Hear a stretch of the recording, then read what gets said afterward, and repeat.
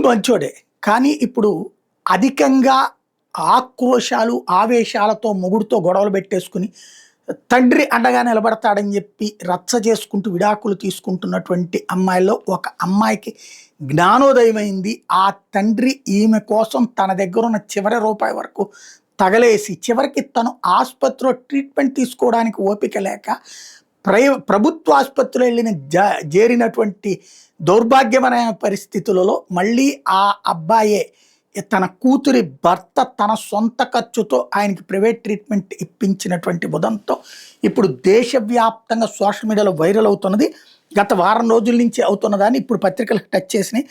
5 ఏళ్ల పాటు విడాకుల కోసం పోరాడిన జంట చివరి కోర్టు గదిలోనే మళ్ళీ కలిసి ఉండాలని నిర్ణయించుకున్న అరుదైన ఘటన ఢిల్లీలో చోటు చేసుకుంది. ఢిల్లీకి చెందిన సౌరభ్కి 2020లో శిఖా అనే యువతతో వివాహమైంది. కొద్ది కాలానికి వాళ్ళ మధ్య విభేదాలు తలెత్తడంతో విడాకులు తీసుకోవాలని నిర్ణయించుకున్నారు. ఇందుకోసం 5 ఏళ్లుగా ఫ్యామిలీ కోర్టు చుట్టూ తిరుగుతున్నారు.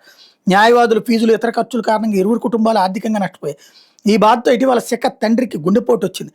డబ్బులు లేక ఆయన ప్రభుత్వ ఆసుపత్రిలో చేర్పించారు. విషయం తెలుసుకున్న సౌరభ్ శిఖ తండ్రి గురుగ్రామ్లో ప్రైవేట్ ఆసుపత్రిలో చేర్పించి ఆయన తిరిగి కోలుకునేలా చేశారు. ఈ నేపథ్యంలో ఇటీవల విడాకుల కేసులో విచారణ కోసం దంపతులు కోర్టు ముందు హాజరయ్యారు. విడాకులు తీసుకోవాలని ఇప్పటికే అనుకుంటున్నారు న్యాయమూర్తి సౌరభ్ని అడిగారు. వెంటనే కోర్టు గదిలో ఉన్న శిఖ తన వద్ద ఉన్న విడాకుల పత్రాన్ని చింపేసి భర్తను హత్తుకుని ఏడవసాగింది. ఆ తర్వాత తాము విడాకులు తీసుకోబోమని కలిసి ఉండాలని నిర్ణయించుకున్నామని వాళ్ళు కోర్టుకు తెలియజేయడంతో 5 ఏళ్ల సమస్య పరిష్కారమైంది.